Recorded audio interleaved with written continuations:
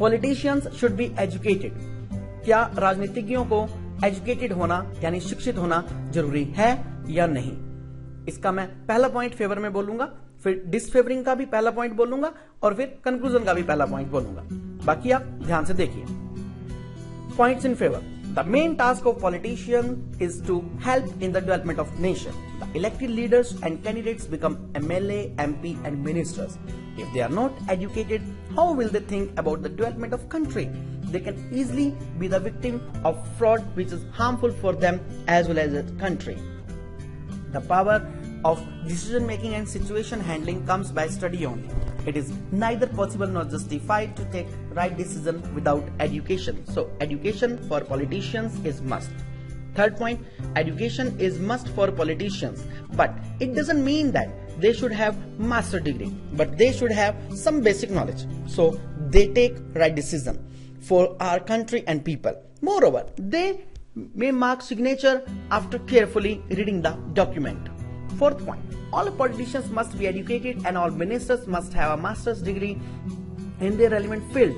MHRD minister should be having an education or management degree. Finance minister must have specialization in finance. Petroleum minister must have petrochemical degree and so on.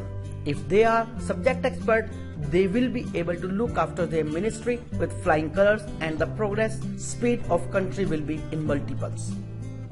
Fifth point, education doesn't only mean to get academic knowledge or degree, but also to differentiate in right and wrong. Great philosopher has told that without education, human being is like an animal. So we shouldn't want that our politicians should be uneducated. Points against.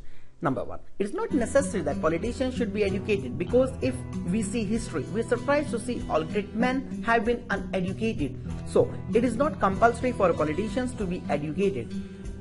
Point second, politics is not a profession. It is a surely a social work. So for doing social work, one need not to be educated. So there must not be any compulsion of being educated. Leadership quality is not abide by study. One educated person cannot be a good leader, but one uneducated person can be a successful politician. Go through the world history or Indian history. We find that all successful leaders were not educated. Only education can't be the touchstone of a good politician. Nowadays, the educated politicians lead to silent corruption. Education doesn't make the man perfect, but also their faults. So, educated politicians can easily make mistakes and escape as well. So, if politicians are uneducated, it is better for our country. Number 5, there is no relationship between interpersonal skills and qualification. The most important thing is the knowledge of laws of country, current affairs and general knowledge, not education. Conclusion. In a nutshell, we can say that leadership quality is plus point for any person. In the same manner, education is also the plus point for politicians. If politicians are educated, then the country may progress swiftly. The next point of GD, the next topic of GD, Women Reservation Quota Bill should be passed. क्या Women Reservation Quota Bill जो है पास कर देना चाहिए या नहीं? इसके भी हम फेवर और डिसफेवर के पॉइंट डिस्कस करेंगे और लास्ट में कंक्लूजन को डिस्कस करेंगे. Number 1, points in favour. In our society, women empowerment is very necessary because it is considered in our country that men and women are equal. But even some of the villages are there where girls are not allowed to go to school or college. Where is the principle of equality? So it shows that there is need of women empowerment. Point number 2, it is considered that men and women are equal, but it is only to say. In reality, the story is other way around. In middle class families and in villages, more importance is given to educate the boys, not girls. Number 3, women quota bill should be there for women empowerment. Majority of the people have the opinion that females are given equal chance, but ground level reality is that a large portion of women population is still not educated. Number 4, a large number of population is living below poverty line or below middle class. Their thinking is that daughter is the burden on them. So they are more interested to teach their son, not daughters. If daughters are not educated, who is going to offer them job? Number 5. If women quota bill is passed, then a particular percentage of female contribution will be ensured. It will develop and raise the position of women in society. One female educates 2 houses, one premarital and second postmarital. Women will be able to lead a life with confidence if this bill is passed. Points against. Number 1. There is no need to pass women quota bill because as per our Indian Constitution, every citizen has got the right to equality.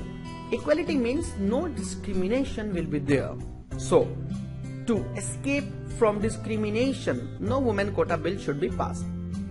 Point number 2. Women quota bill is merely the imagination, not reality. It is not only but the publicity stunt of political parties. No political party is going to pass this bill. They are just distributing the toffees and public is living in fool's paradise. Point number 3. A female has to go another house after marriage, but a male not. Male has to bring one female to his house after marriage as a wife. He has to feed her, look after her, fulfill her all necessities and stand by with her in her every thick and thin. In a nutshell, he has to bear her every responsibility. So why quota bill for women? Point number 4. Women are competing the men in every field.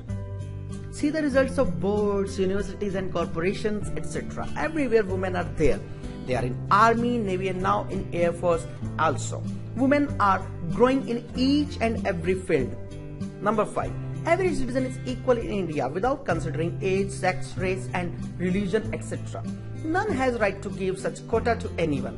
One who has the talent and brilliance will himself or herself will get a job, whether he or she. No quota should be fixed for anyone. Conclusion.